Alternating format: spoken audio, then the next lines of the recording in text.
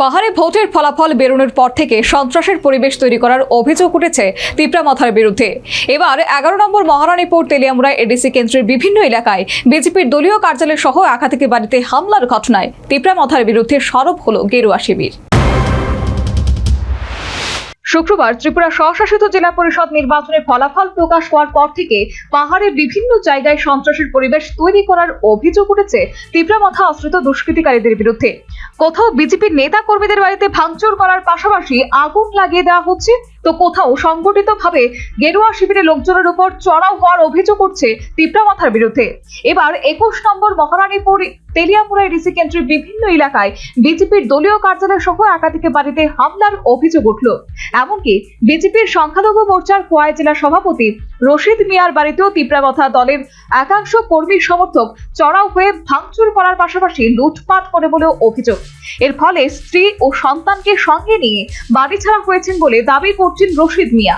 পাশাপাশি ওই এলাকার একটি বিশ্রামাগারে সন্ত্রাসের শিকার হয়ে 20 থেকে 25 জন বিজেপি কর্মী সমর্থক আশ্রয় নিয়েছেন বলেও জানা গেছে। রশিদ মিয়ার অভিযোগ, তাদের এলাকায় অনেক উপজাতি সম্প্রদায়ের মানুষ বিজেপিকে সমর্থন করলেও তাদের কোনো ক্ষতি করা হয়নি। তিনি সংখ্যালঘু বলে শুধুমাত্র তার উপর অত্যাচার করা হয়েছে। পাহাড়ের বিভিন্ন জায়গাতে ভোটের ফল বেরোনোর পরে সংখ্যালঘু সম্প্রদায়ের মানুষরা আক্রান্ত হচ্ছেন বলেও দাবি রশিদ মিয়ার। অবিলম্বে তিপ্রামাথা প্রধান প্রদ্যোৎ কিশোর দেববর্মাকে বিষয়টি দেখার অনুরোধ করেন তিনি। তাহার তো থাকে এডিসিতে, আমার বাড়ি এডিসিতে 11 মহারানী তেলিয়ামুড়া কেন্দ্র, বুথ নাম্বার হচ্ছে 26।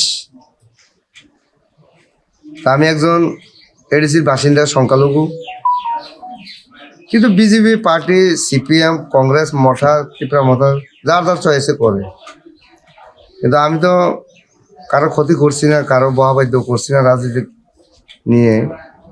হ্যাঁ, আমি বিজেপিকে সাপোর্ট করি, ঠিক আছে। তা আমার সাথে তো বিজেপি আরো জনজাতি ভাইরা অনেকজন বিজেপি করে, আমার গ্রামে করে, কিন্তু তাদের কিচ্ছু ক্ষয়ক্ষতি হয়নি। শুধু ক্ষতি হয়েছে আমি সংখ্যালঘু দেখে আমার বাড়িঘর, আমার পুকুরের মাছ, আরও বিভিন্ন আমার ঘরের আসবাবপত্র অনেক চুরি হয়েছে। তো এখন আমরা বাড়িতে ঘুমাইতে পারি না, আমার বউ বাচ্চা সব এখন বাড়ি ছাড়া।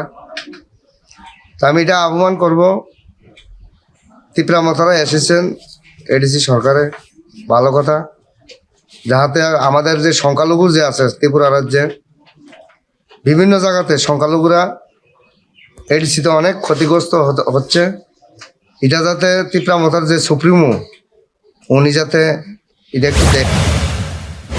গেরুয়া শিবিরের অভিযোগ, তিপ্রামাথা প্রধান প্রদ্যোৎ কিশোর দেববর্মা শান্তির বার্তা দিলেও আদতে বাস্তব চিত্র সম্পূর্ণ উল্টো। ভোটের ফল প্রকাশের পর থেকেই পাহাড়ে মথা আশ্রিত দুষ্কৃতীরা সন্ত্রাসের পরিবেশ তৈরি করেছে বলেই বিজেপির দাবি। এখন দেখান প্রশাসন কত দ্রুত পাহাড়ে শান্তি ফেরাতে সচেষ্ট, কবে আবার স্বাভাবিক হয় পাহাড়ের জনজীবন। Bureau report, news vanguard.